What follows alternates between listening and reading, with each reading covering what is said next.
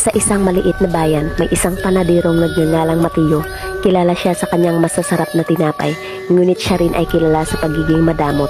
Araw-araw may isang matandang tulubi ang lumalapit sa kanya upang humingi ng tinapay ng kahit isang piraso. Naiinis si Mateo, ngunit palagi niyang binibigyan ito, hindi dahil sa awa, kundi dahil ayaw niyang marinig ang pagmamakaawa nito.